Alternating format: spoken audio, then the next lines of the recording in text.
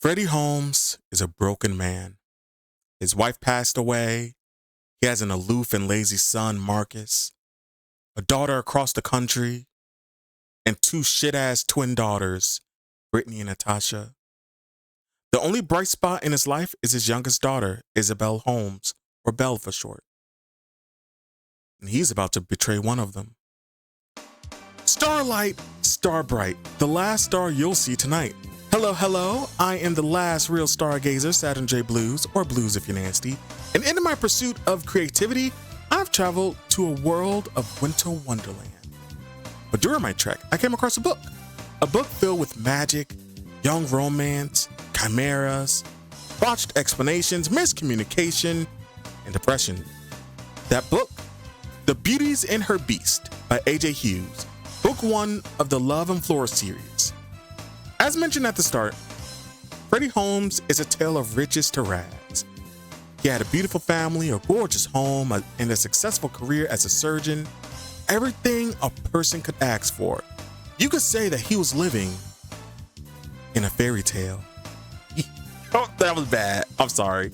But with one cancer diagnosis to his wife passes, his medical license was revoked, he's an alcoholic, and he's living with his parents in rural Wisconsin after selling all that he owned to pay off his malpractice lawsuit worth millions. I'm not laughing at I'm sorry. No matter how many times, it just cracks me up. It's like with every page that I turn, a new tragedy was unfolding before me. It was really bad. He's had a rough go of it. But things do look up. Things do get better. You know, as life starts to become a new normal for the Holmes family, Freddie is offered a job in Green Bay and agrees to buy his adult children souvenirs from his trip, to which Marcus, Brittany, and Natasha immediately browbeat him into getting more expensive items, longing for their previous life of luxury. Despite Freddie saying, I can't get anything expensive, they're like, no, forget that. Get us expensive stuff. And he just agreed.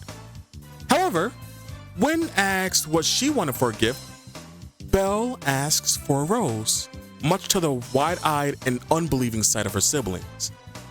Things take a turn for the worse once again for Freddie when he's caught in a snowstorm on his way to Green Bay and crashes. Stranded, he collapses from hypothermia, only to awaken in front of a magical castle. Once recovered and unaware that he wasn't dying, Freddie immediately steals from the castle owners who allowed him to recover. He even goes so far as to use a bag of food that was left behind for him to steal. Pure scumbag behavior. However, it was when he stole several roses from a beautiful rose garden that he was caught in the act by two fearsome beasts. Despite one of the beasts allowing him to leave, a struggle ensues with the second one, and the bag that Freddie was carrying rips, revealing all of the stolen items. In a desperate plea for mercy, Freddie reveals that he only stole the items to give as gifts to his children, where he explains each item stolen, inadvertently revealing that he has daughters. The two beasts agree to let him go with all of his stolen goods, but only if he brings one of his daughters back to live with them as repayment. And if they or he refuses, he dies.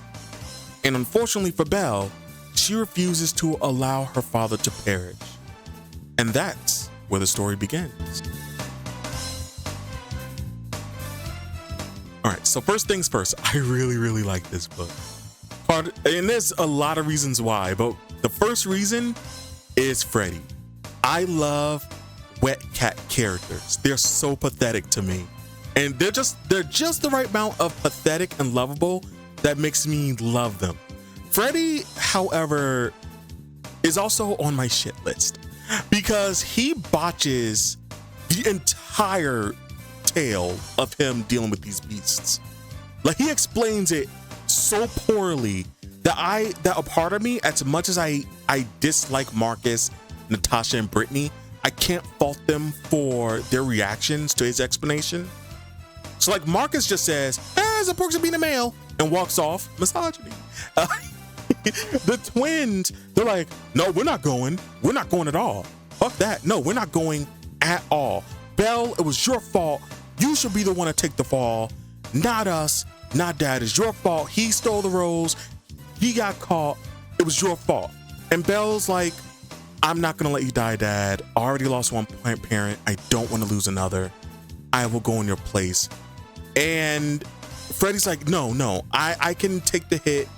I will not allow you to be taken. She's like, no, I don't want to lose you too. And he accepts. And Freddie is upset and he explodes at the twins. He explodes at all his children. And especially, but you know what? Special shout out to Natasha and Brittany, the shit ass twins, because they only made me hate them worse. Because through the buildup of Belle leaving, they're just making tasteless joke after tasteless joke about Belle's circumstances. And even up to the day of when the SUV arrives, you know, they're like, wow, look, that SUV is so rich, it's so like this and that.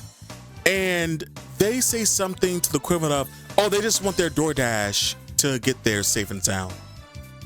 So it's like, they're just awful people. But it does help Freddie realize that he spoiled his kids too much and turned them into shit ass people. So at least that puts him back up in my good list. Be warned, that list flip-flops quite a bit. But I've been talking a lot about Belle with good reason, because she is like one of the stars of the show and she's pretty much the heart of this book. Like, she's so like bright and cheerful and caring and, you know, everything like that it's hard not to talk about her. But again, she's only one star of the show. The second star comes in, guns blazing, Desiree Holmes.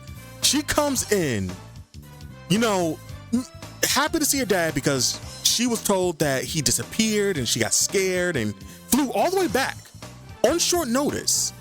So like A-tier daughter right there. But when Freddie proceeds to explain, even worse, he explains, like the first time he explained it bad, the second time he explained it worse. Desiree is furious. She's like, I don't want to yell at you, Dad or Grandpa or Grandma. Please leave the premises. And they leave. You could tell Desiree is like the eldest daughter when everyone just kind of like listens to her, including the actual like older adults. She's like, just leave. They leave. She yells at everyone. Like Marcus is like, hey, what am I supposed to do? They wanted girls. Do I look like a girl? Do I sound like a girl? Do I act like a girl? No, I'm a man. These are the perks of being a man. But Desiree especially takes ire with the twins because the twins are supposed to be the eldest. You know, when she's not there, they're the oldest and they should have taken responsibility. And she also points out that from how Freddie explained it, it wasn't the rose. They were going to let him leave with the roses. It was the stuff that they stole for Marcus and Natasha and Brittany that caused Freddie to get caught. So it wasn't even Belle's fault. But the twins don't care. They're awful people. I hate the twins. I hate the twins so much. I hate them so much. But Desiree then offers to go in Belle's place, but Belle not only doubles down on her choice to be the one to leave, but she lies to Desiree. Now, one thing I will say about Belle, she loves Desiree. Desiree is her hero. She is her hero. In a world where the twins exist, Belle needed someone, and Desiree is that someone. Like the twins are so bad. Like Belle would tell the twins something, and the twins would turn around and tell Belle's bullies. So the bullies now can, bully Belle even worse because of the secrets the twins are telling them. So they're awful. So Belle needed someone like Desiree. So she doesn't want Desiree to get hurt or worse, and she doesn't want Desiree to worry about her. So she lies. She lies, and she states that, the beasts know it's her going. She's gonna go, and that's that. Desiree flips out on her and leaves, and Belle is crushed. But little does Belle know, Desiree's gonna sneak in there. So like I mentioned, a SUV comes and picks Belle up, But while they're driving off, Desiree's following. Like Desiree, when she gets there, she's on her full like spy tip. She's like investigating, taking days, like researching, seeing if any guards are there. She really does her due diligence. Unfortunately, she ain't diligent enough, because when she does decide to break Belle out of the castle, there, she and the rest of us are introduced to the last two stars of the story, which is the young prince Esme, or as I affectionately call him, Monkey Boy, because he is a mix of a monkey and I can't remember the other one. He's a mix of a monkey or something. He's a chimera. He's a monkey chimera. I'll just say that. And he is he's the one that Freddy had to fight at the start. Not fight, but like they got into like a yanking match with the bag. Monkey Boy is the one that did it. Esme is the one that does it. Esme is rude. He's brash. He's blunt. But he's on my good list because one, he's still young. He has time to grow into a mature person. But two, he's very loyal to his older brother, the Crown Prince, Raoul. I love Raoul. You know how I said Freddy is like a wet cat character that's like pathetic and lovable? Raoul is the alter. He's the ubu sad boy of your dreams. He is a chimera too, of course. But like he's very like kind, gentle, and also the saddest. He's the saddest boy. I love Raoul. Raoul is my favorite character in the whole damn book. And that's hard to beat with Belle, but he really is. I love everything about Raoul.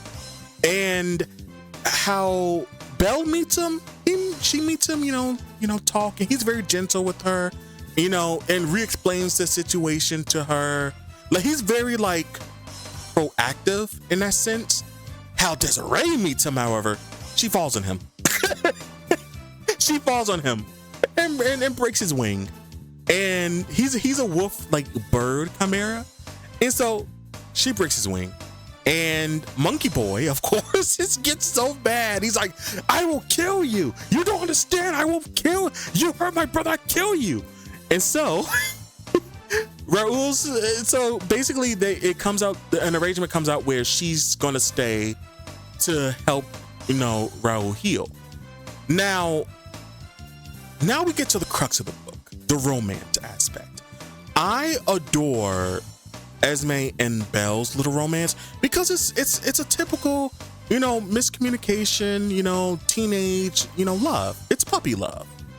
I adore stuff like that. The meat though, is the one-sided enemies to lovers that Desiree has with Raoul. Now, we don't know if the lovers part will come true just yet because it is part of a series and the book does end on a cliffhanger regarding, Belle and Monkey Boy. But throughout the entire story, Desiree is very harsh towards Raoul. And all the coolness that she built up with coming in guns blazing with her family immediately evaporated with the way she treated Raoul, who, like I said, is one of my favorite characters. And there's a lot of stuff that goes into that. And my biggest thing is that I understand. I think that's the worst part of disliking someone is understanding why they're being so harsh, but not liking how they go about it. Because essentially, she was told the worst version from Freddy about Belle's situation. She falls on one of the beasts, and then they're holding her hostage, in her mind at least. And then, now they want to play nice? No, fuck you, give my sister so we can leave. That's what Desiree's mind is. But Raoul is such a likable, sad boy that even Desiree is kind of like, oh, wait. No, but I hate him, no, but wait. No, I despise him, though, but something about him. No, I hate him. So that's where the real meat of the story is. And I can't wait to see how that progresses in the second book. But all in all, I really, really enjoyed it. I think the cover is really pretty. I love the writing style that AJ Hughes has. it's descriptive, but not to the point of like being overly verbose and, you know, purple prose and all of that. You know, it's very like, it's descriptive enough to where like you get the hint, and it doesn't overstay its welcome either. It goes back to the meat, which is the 4 characters. I really adored this story, and I anxiously await the second in the series. And if you guys want to, you know, take a look at the book too, I'll have links in the description of where you can get the book. But yeah, I would definitely give this like a high recommendation and like 5 stars. That's how I feel about it. So this has been Blues with Saturn Blue. Wow, I almost said Saturn Blues Gaming. This has been Saturn J Blues, and I'll see you guys among the stars. See you next time.